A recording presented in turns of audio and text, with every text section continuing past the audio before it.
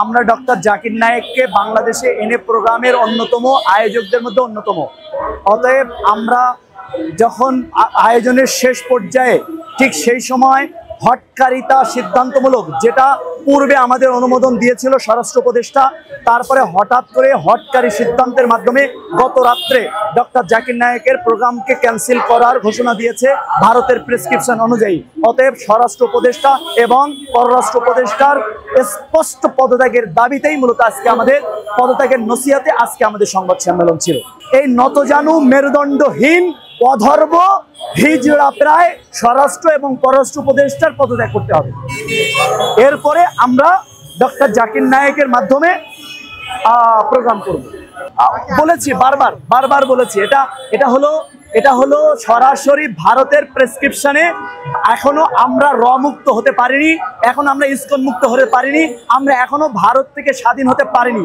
হাসিনাকে বিতাড়নের মধ্য দিয়ে আমরা 50% স্বাধীন হয়েছি, এখনো 50% স্বাধীনতা বাকি আছে, যা ভারতের র মুক্ত করা, ভারতের ইসকন মুক্ত করা, ভারতের আধিপত্য মুক্ত করার এখনো 50%।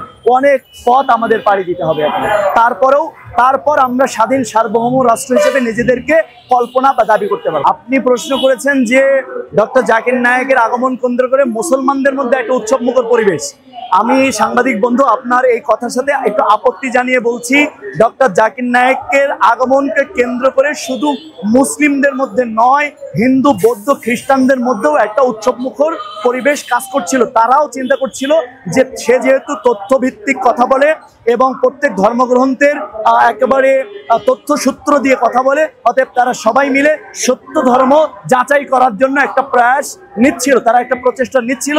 সেই জন্য খালি মুসলিমের মধ্যে নয়, বাংলাদেশে এবং বাংলাদেশের পার্শ্ববর্তী রাষ্ট্র থেকেও অনেক সিটিজেনরা আমাদের সাথে যোগাযোগ করছিল যে তারাও আসবে, যোগ দিবে ডক্টর জাকির নায়েক। এমনকি ভারত থেকেও অনেকে এসে যোগ দেওয়া, অমুসলিম যোগ দেওয়ার ইয়ে ছিল।